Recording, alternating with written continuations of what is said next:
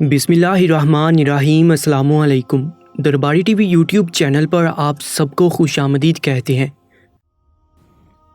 मैंने कहीं पढ़ा था, किसी भी इंसान को उसके ज़ाहिर से नहीं पहचानो, क्योंकि कौन अंदर से कैसा है ये राज सिर्फ अल्लाह जानता है। और ज़ाहिरी शख्सियत कभी कभी इंसान की हकीकत से मेल नहीं खाती। मगर मैं इस बात पर यकीन नहीं रखता था। मेरा मानना था कि लोग जैसे होते हैं वैसे नज़र आते हैं, और मुझे लगता था कि मैं सबको पहचान सकता हूँ। मैंने सिर्फ इसी जाम में अपनी ज़िंदगी की एक बहुत बड़ी गलती कर दी थी, जिसका खमियाजा भुगतना मेरे लिए निहायत अज़ियतनाक था। मेरे ऐसे घराने से ताल्लुक़ था जहाँ नमाज कुरान को कोई तवज्जो नहीं दी जाती थी। मेरी माँ ने सारी जवानी फ़ैशन करते गुजार दी और फिर किस बीमारी का शिकार होकर मर गई। मेरा बाप इस उम्र में भी हीरा मंडी जाता था और अपना सारा पैसा वहीं रकासाओं में लुटाकर आ जाता था। मैं अपने वालिदैन का इकलौता बेटा था। घर का ऐसा माहौल होने के बावजूद मैंने बहुत साफ़ सुथरी ज़िंदगी गुजारी थी। ना मुझे माँ की तरह शौखियों और हंसी मजाक की आदत थी, ना बाप की तरह औरतों का दिल दादा था, बल्कि मोहल्ले की मस्जिद के इमाम साहिब की आदत बहुत पसंद आ जाने की वजह से मैं सारा दिन मस्जिद में गुजारता था और इमाम साहिब को देखकर उनके जैसा बनने की कोशिश करता था। मैंने वहीं मस्जिद में ही दिन गुजारना शुरू कर दिए और नमाज कुरान सीखा। जब कुरान ख़त्म हुआ तो मुझे हिफ्ज़ करने का शौक़ हो गया और अपने इसी शौक़ में 1 साल के अंदर मैंने कुरान पाक भी हिफ्ज़ कर लिया। मेरे बाप को हीरा मंडी जाकर सुकून मिलता था और एक मैं था जिसे कुरान की तिलावत में सुकून मिलता था। मैंने स्कूल की पढ़ाई मुकम्मल की, एक प्राइवेट इदारे में अच्छी सी नौकरी पर लग गया। मगर मैंने इस दौरान कभी नमाज और कुरान में गफलत नहीं बरती थी। मगर मेरा पूरा वक्त देने और हर वक्त अल्लाह की इबादत करने के बावजूद मेरे इमाम साहिब हर वक्त कहते थे कि मैं बाअमल बिल्कुल नहीं हूँ। मैं कुरान को समझकर नहीं पढ़ता, सो हर वक्त दूसरों पर तनकीद करता रहता हूँ। ये बात किसी हद तक सच भी थी, क्योंकि मुझ में एक बुराई बहुत ज़्यादा थी कि मैं दूसरों को हमेशा मनफी नज़र से देखता था और मुझे लगता था कि मुझसे ज़्यादा नेक कोई नहीं हो सकता। शायद मुझ में ये बुराई मेरे वालिदैन की तरफ से मिली थी कि मैं चाहे जितना भी नेक हो जाता, मेरे अंदर की मनफी शख्सियत नहीं मर रही थी, ना मैं ख़ुद को बदलने के लिए तैयार हो रहा था। मगर भी मेरी ज़िंदगी में एक ऐसा वाक़या पेश आया जिसने मुझे यकसर बदल दिया। मेरी नौकरी होते ही मेरे बाप को मेरी शादी का शौक़ होने लगा। मुझे भी कोई इनकार नहीं था, मगर मैं चाहता था कि मेरी बीवी बहुत नेक और नमाजी लड़की हो, जिसमें आज के दौर की कोई बुराई ना हो। मैंने हमेशा अपने लिए ऐसी लड़की की दुआएं की थी, क्योंकि मैं चाहता था मेरी नस्ल दीनी तर्ज के मुताबिक ज़िंदगी गुजारे। मगर मेरे बाप ने जब मेरा रिश्ता तय किया तो मैं लड़की के बारे में सब जानकर हक्का बक्का रह गया था। मेरे बाप ने मेरे लिए हीरा मंडी में रहने वाली एक रकासा लड़की का इंतखाब किया था। वो लड़की मेरे बाप की पुरानी मशूका की बेटी थी और उसकी उम्र बमुश्किल 20 साल थी।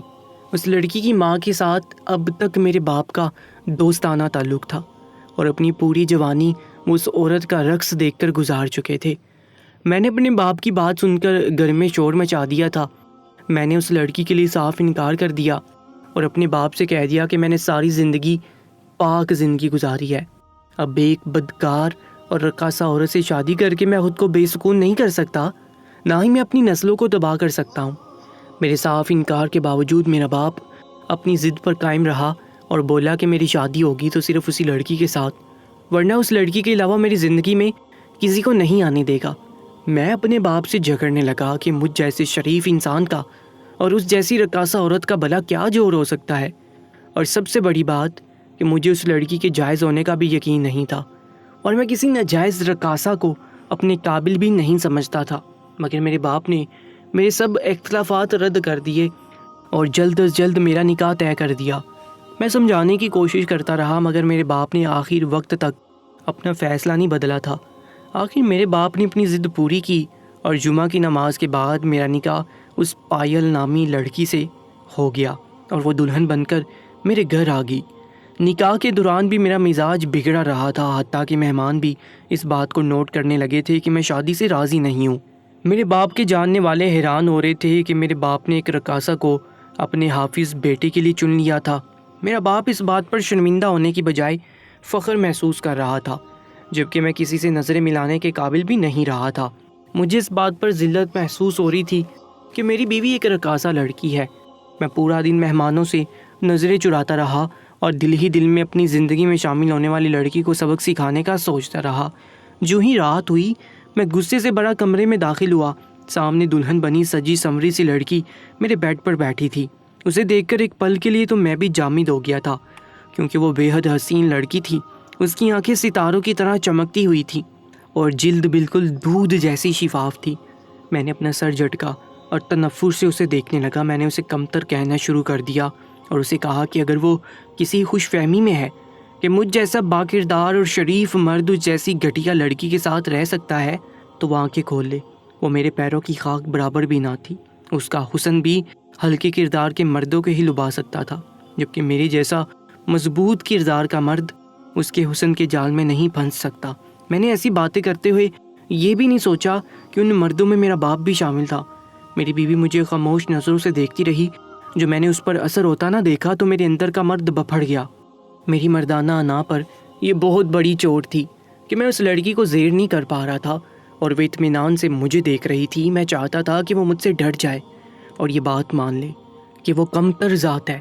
اس رات میں نے اپنی مردانہ انا کے ہاتھوں مجبور ہو کر وہ درندگی بڑی حرکت کی جس کا میں تصور بھی نہیں کر سکتا تھا۔ میں پوری رات اپنی بیوی پر ظلم کرتا رہا اور خود کو مرد ثابت کرتا رہا۔ میں نے اسے اپنے ظلم کا شکار کر کے اسے رسی سے باندھا اور کسی کراہت زدہ چیز کی طرح دور پٹک دیا۔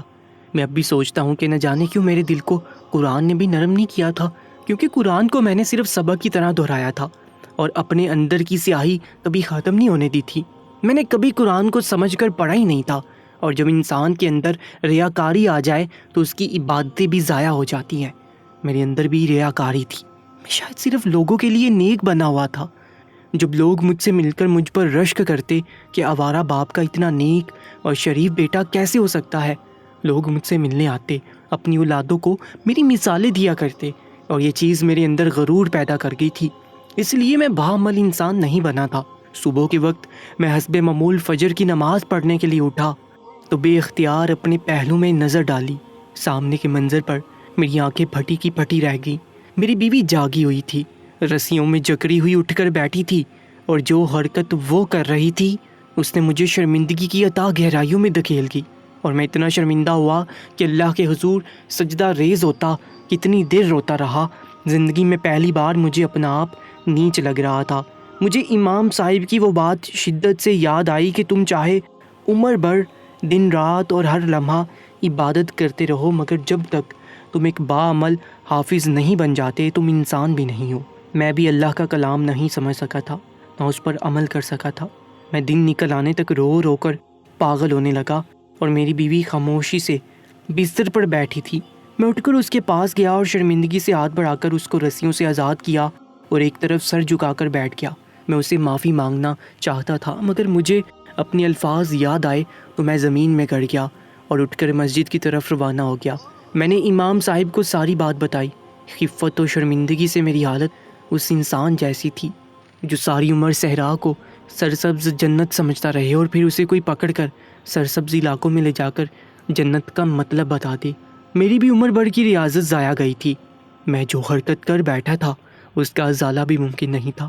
مجھے رہ رہ کر وہ منظر یاد آ رہا تھا جس نے میرے رونگٹے کھڑے کر دیے تھے۔ میرا دل یہ سوچ کر کانپ رہا تھا کہ اگر اس نے اللہ کی عدالت میں اپنا کیس دے دیا تو میں کیسے معافی مانگوں گا۔ مجھے اب اللہ کا ڈر ستا رہا تھا۔ اب مجھے یہ خیال آ رہا تھا کہ اگر اللہ کو میری یہ حرکت بری لگ گئی تو میرا انجام کیا ہوگا۔ حالانکہ میں جانتا تھا کہ اللہ کے نزدیک میرے جیسا مرد ناپسندیدہ ترین شخص ہے۔ میں سارا دن اپنی بیوی کے سامنے نہیں گیا، اور جب میں اپنے باپ کے سامنے گیا تو وہ مجھے پکڑ کر مہمان خانے کی طرف لے گئے۔ وہاں جا کر میں نے دیکھا کہ کوئی نہایت حسین اور جوان عورت آئی ہوئی تھی۔ میں اس کی طرف دیکھ کر ٹھٹک گیا۔ وہ مجھے دیکھ کر پرجوش سی اٹھ کھڑی ہوئی اور بہت جوش و خروش سے ملنے لگی۔ میرے باپ نے اس سے میرا تعارف کروایا کہ وہ میری ساس ہے، اور اس کی بہت زیادہ فرمائش کی وجہ سے میرے باپ نے مجبوراً اس کی ملاقات مجھ سے کروائی تھی۔ اس پر وہ عورت بولی کہ میں جانتی ہوں تم بہت نیک اور شریف مرد ہو، اور مجھ جیسی عورت سے ملنا تو کیا میری طرف دیکھنا بھی پسند نہیں کرو گے، مگر میں بہت مجبور ہو کر آئی ہوں۔ میں اپنی بیٹی کا جیون ساتھی دیکھنا چاہتی تھی۔ میں دیکھنا چاہتی تھی کہ میری بیٹی کا نصیب میرے جیسا ہے یا مجھ سے الگ ہے۔ میں اپنی ساس کی بات پر چونک کر اسے دیکھنے لگا۔ اس پر وہ مجھے اپنی داستان سنانے لگی۔ جسے سن کر مجھے واقعی جھٹکا لگا تھا اور مجھے لگا مجھ سے کہیں اونچا درجہ اس عورت کا ہے جو بے شک ایک رقاصہ تھی مگر اس کا دل اللہ کے بہت قریب تھا۔ وہ مجھے بتا رہی تھی کہ میری ماں ستارہ بائی ہیرا منڈی کی نائکا تھی اور اپنی پوری جوانی اس نے عورتوں کے رقص کروائے تھے، مگر اس نے اپنے کاروبار کا ایک اصول رکھا ہوا تھا کہ وہ کبھی لڑکیوں کے وجود کسی مرد کے حوالے نہیں کرتی تھی بلکہ صرف رقص تک اپنا کاروبار محدود کیا ہوا تھا۔ حالانکہ اسے کئی بار کروڑوں کی آفر آئی تھی مگر ستارہ بائی نے اپنا بنایا یہ اصول کبھی نہیں توڑا تھا اور لڑکیوں کو میلا نہیں ہونے دیا تھا۔ وہ جانتی تھی کہ ایسا کر لینے سے وہ کوئی پاک باز یا نیک نہیں بن جائے گی اور جو رقص وہ کرواتی رہتی ہے وہ بھی گناہ کبیرہ ہے، مگر وہ نہ رقص کی محفلیں چھوڑ پاتی، نہ کبھی اس نے عیاش مردوں کی راتوں کو رنگین کرنے کا سامان کیا تھا۔ حالانکہ ان کے کاروبار اور کوٹھے کو ہیرا منڈی کہا جاتا تھا اور اس بات پر کئی بار عیاش مرد اس سے الجھ جاتے تھے، مگر میری بیوی کی نانی نے کبھی کسی کی نہیں سنی تھی۔ میری ساس یعنی گیتی بیگم جوان ہوئی تو اس پر جوانی اور حسن ٹوٹ کر برسا تھا۔ اس نے جب رقص سیکھ کر پہلی بار محفل میں قدم رکھا تو کئی مرد اپنا دل ہار بیٹھے تھے اور اس کے طلبگار ہو بیٹھے تھے، اس پر اربوں پیسہ لگانے کو بھی تیار ہو بیٹھے، اور کچھ مرد تو ہمیشہ کے لیے عزت سے اپنانے کا بھی کہہ رہے تھے، جن میں میرا باپ بھی شامل تھا۔ مگر میری ساس کی ماں اس بار بھی سب کو انکار کیا، وہ کسی قیمت پر بھی اپنی بیٹی دینے کو تیار نہیں ہوئی تھی۔ مجبوراً سب کو صرف رقص دیکھنا پڑا اور میری ساس کا رقص دیکھنے کے لیے بہت دور دور سے مرد آتے تھے اور لاکھوں پیسہ اڑاتے تھے۔ زندگی اپنے معمولات کے مطابق چل رہی تھی جب میری ساس کو پہلی بار ہیرا منڈی آنے والا ایک امیر لڑکا پسند آ گیا۔ وہ لڑکا بھی میری ساس کا دیوانہ ہو گیا تھا۔ وہ روزانہ رقص دیکھنے آتا تھا اور میری ساس کے رقص کے بعد پلٹ کر پردے میں گم ہو جانے تک دیکھتا رہ جاتا تھا۔ ایک روز میری ساس کی طبیعت بہت زیادہ ناساز ہونے کی وجہ سے ان کا رقص ملتوی کر دیا گیا۔ اس روز وہ لڑکا میری ساس کی جھلک دیکھنے کے لیے اتنی دیر وہیں بیٹھا رہا اور پھر 2-3 دن تک جب میری ساس ٹھیک نہ ہوئی تو انہیں دیکھنے کے لیے اس لڑکے کی حالت بری طرح بکھرنے لگی۔ اس نے میری ساس کی ماں کی منتیں کرنا شروع کر دی کہ وہ کسی طرح گیتی کی جھلک دیکھنے دے تاکہ وہ سانس لے سکے۔ دوسری جانب میری ساس یعنی گیتی کا حال بھی کچھ ایسا ہی تھا، وہ بھی اس لڑکے کو یاد کرنے لگی اور اسے ہی سوچتی رہی تھی۔ جب کچھ دن بعد اس کا سامنا ہوا تو وہ لڑکا بے حال سا میری ساس کے سامنے کھڑا تھا۔ میری ساس اسے دیکھ کر ہکدک رہ گئی۔ تب اس لڑکے نے بہت بے تابی سے میری ساس کو اپنے ساتھ شادی کرنے کا کہا۔ وہ التجا کر رہا تھا کہ وہ گیتی کے بغیر نہیں جی پائے گا اور اسے دیکھ کر ایسا لگتا تھا جیسے وہ واقعی مر جانے کو ہے۔ میری ساس بھی اس سے نکاح کرنے کے لیے تیار ہو گئی۔ وہ اپنی ماں کو منانے لگی۔ ان دونوں نے کتنے ہی روز احتجاج، التجا اور روتے دوتے گزار دیے، اور جب میری ساس بھی اس لڑکے کے لیے تڑپ تڑپ کر پاگل ہونے لگی تو اس کی ماں نے مجبوراً ہتھیار ڈال دیے اور شرط رکھی کہ میری ساس تمام عمر رقص کرتی رہے گی۔ وہ لڑکا ہر شرط ماننے کو تیار ہو گیا تھا۔ ان دونوں کا سادگی اور خاموشی سے نکاح کر دیا گیا اور اس کے بعد میری ساس کو اس کا چھپا ہوا شوہر ملنے آتا رہا، مگر لوگوں کے سامنے اس نکاح کو کبھی ظاہر نہیں کیا گیا تھا۔ اسی دوران میری ساس کو ماں بننے کی خبر ملی۔ ستارہ بائی اس اطلاع پر گمسم ہو گئی تھی۔ ان کا کاروبار بند ہونے والا تھا مگر وہ بچہ ضائع کرنے کا گناہ نہیں کر پائی۔ میری ساس بہت خوش تھی جبکہ کوٹھے پر آنے والے لوگ گیتی کا رقص دیکھنے کے لیے پاگل ہونے لگے اور ستارہ بائی کو برا بھلا کہنے لگے، جبکہ ستارہ بائی پریشان تھی کہ اس کا شوہر جب سے اس کے ماں بننے کی اطلاع سن کر گیا تھا وہ واپس اسے ملنے نہیں آیا تھا۔ ایسے موقع پر روتی دھوتی گیتی کو میرے باپ نے دیکھ لیا اور ساری بات جان لی۔ میرے باپ نے ایک سچی عاشق کا ثبوت دیتے ہوئے اس لڑکے کے بارے میں سب معلومات اکٹھی کی اور سچ جان کر ان کے سر پر دھماکہ ہوا تھا۔ وہ امیر زادہ لڑکا دوسری شادی کر چکا تھا اور گیتی سے تعلق توڑنے کی مجبوری ظاہر کر گیا تھا۔ گیتی اس قدم پر ساکت رہ گئی تھی۔ اس لڑکے نے گیتی کو طلاق دے دی اور غمزدہ گیتی نے ایک نہایت خوبصورت بچی کو جنم دیتے ہی ماں سے صاف الفاظ میں کہہ دیا کہ وہ اپنی بیٹی کو غلیظ مردوں کے سامنے کبھی نہیں آنے دے گی۔ اس نے ہیرا منڈی میں رقاصہ بن کر اپنی بیٹی کی ایسی تربیت کی کہ لوگ اسے پہچان نہیں پاتے تھے۔ اس کی بیٹی شروع سے ہی باپردہ اور قرآن و تفسیر کی حافظہ تھی اور میرے باپ نے اس بچی کے جوان ہونے تک ان ماں بیٹی کا راز رکھا تھا اور گیتی سے وعدہ لیا تھا کہ اس کی شدید خواہش پوری کی اور اس کی بیٹی کو ایک با کردار لڑکے سے بیاہ کر عزت بڑی زندگی دینے کا اپنا وعدہ پوری طرح نبھایا تھا۔ میری ساس سب بتا کر اپنی بھیگی آنکھیں صاف کرنے لگی جبکہ میں ساکت سا بیٹھا ہوا تھا کیونکہ مجھ جیسے شریف مرد نے ان کی بیٹی کا نصیب ان سے بھی بدتر بنا دیا تھا اور اپنے باپ کی نیکی کو بھی ضائع کر دیا تھا۔ مجھے بے اختیار پہلی صبح کا وہ منظر یاد آنے لگا جب میری بیوی رسیوں میں جکڑی ہوئی بیٹھ کر نہایت مشکل سے نماز ادا کر رہی تھی اور اس کی آنکھوں سے آنسو رواں تھے۔ میرا دل اپنے ظلم پر ساکت ہو چکا تھا، جبکہ میرا باپ فخر سے میری ساس کو بتا رہا تھا کہ ان کا بیٹا کوئی عام لڑکا نہیں ہے، وہ بہت شریف ہے اور ان کی بیٹی کو ہمیشہ عزت دے گا اور لوگوں سے بھی عزت دلوائے گا۔ میں اپنے باپ کے الفاظ پر شرمندگی سے سر جھکائے بیٹھا تھا۔ میری ساس میرے باپ کی دی گارنٹی پر خوش ہو کر بولی کہ آج میں نے ایک ماں ہونے کا فرض ادا کر دیا ہے، میری بیٹی تم دونوں کے حوالے ہوئی، میں کبھی کبھی لوگوں سے چھپ کر ملنے آتی رہوں گی۔ یہ کہتے ہوئے میری ساس نے میرے ہاتھ پر سلامی کے طور پر کچھ پیسے رکھے اور چہرہ چھپا کر چلی گئی۔ میرے پاس بولنے کے لیے الفاظ نہیں بچے تھے، مجھے ایسا لگ رہا تھا جیسے میں عمر بھر کے لیے گونگا ہو گیا ہوں۔ میں وہاں سے اپنے کمرے میں آیا تو میں نے اپنی بیوی کی طرف دیکھا، وہ کھڑکی کھول کر باہر آسمان کی طرف جھانک رہی تھی۔ اس کی ستاروں کو مار دیتی ہوئی آنکھیں بالکل بجھی ہوئی لگ رہی تھی، چہرے پر ایک عجیب سے حزن و ملال نے ڈیرا ڈال رکھا تھا اب جو اس کے حسن کو مزید بڑھا رہا تھا۔ بلا شبہ بہت خوبصورت اور نیک سیرت تھی، اب بس مجھ سے پہچاننے میں غلطی ہو گئی اور میں اپنی غلطی پر جی بڑھ کر شرمندہ تھا۔ میں نے اس سے بات کرنے کی کوشش کی لیکن الفاظ نے میری زبان کا ساتھ نہیں دیا۔ میں کافی دیر اس سے بات کرنے کی کوشش کرتا رہا لیکن حوصلہ نہیں ہوا اور میں چپ چاپ بیڈ پر جا کر لیٹ گیا۔ اس تمام عرصے میں اس نے ایک بار بھی میری طرف نہیں دیکھا تھا۔ اس کی یہ بیگانگی میرے دل کو جلا رہی تھی۔ محبت تو مجھے رات کو اسے پہلی نظر دیکھتے ہی ہوگی تھی، لیکن میرے اندر کی بدعمالی جو شاید مجھے وراثت میں ملی تھی، اس نے مجھے بری خصلت میں ڈال دیا تھا اور میں اس کے ساتھ جانوروں جیسا سلوک کر گیا۔ ایک کے بعد ایک کر کے دن پر لگا کر اٹھتے جا رہے تھے۔ اب میں اس سے تھوڑی بہت بات کر لیتا لیکن وہ بس ہوں ہاں میں جواب دیتی۔ اس کی خاموشی اور بیگانگی مجھے بہت تڑپاتی تھی، لیکن میں اسے شکایت نہیں کر سکتا تھا کیونکہ چپ کا یہ تحفہ بھی اسے میں نے ہی دیا تھا۔ وہ لوگوں کے سامنے آنے اور ملنے سے گریز برتنے لگی، یہاں تک کہ وہ نوکروں کے سامنے بھی سہمی ہوئی رہتی۔ رشتہ داروں کی طرف سے ہمارے لیے دعوت نامے آنا شروع ہو گئے تھے۔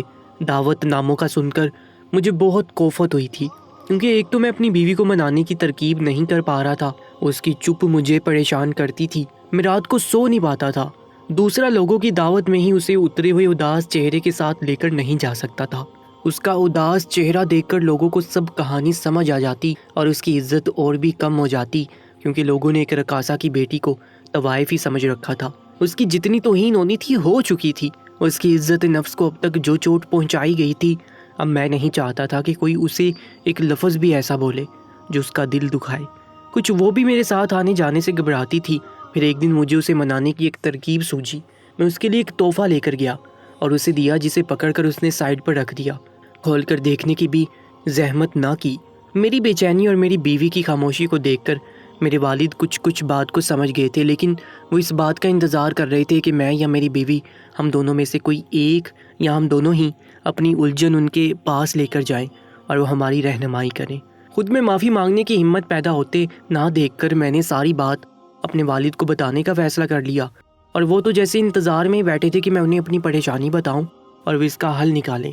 میں نے آہستہ آہستہ ان کو ساری بات بتانا شروع کی، جس پر انہوں نے بہت افسوس اور شرم دلائی، نظروں سے میری طرف دیکھا۔ میں نے انہیں اپنی شادی کی رات زبان سے گائل کرنا اور اس کے ساتھ درندوں جیسا سلوک کرنا سب کچھ اپنے والد کو سچ سچ بتا دیا، جس پر میرے والد صاحب بے حد شرمندہ تھے۔ میرے والد صاحب کا کہنا تھا کہ وہ ساری زندگی اس بچی کے سامنے اپنی نظریں نہیں اٹھا پائیں گے، جسے عزت اور مان دینے کا وعدہ کر کے بیاہ کر اس گھر میں لائے تھے۔ انہوں نے اسے اپنی بہو نہیں بیٹی بنایا تھا، اور ان کے بیٹے نے ہی ان کی بہو کے ساتھ ایسا سلوک کیا تھا کہ وہ اس کے سامنے سر اٹھانے کے قابل نہیں رہے تھے۔ والد صاحب کی باتیں سن کر میں مزید شرمندہ ہو گیا تھا۔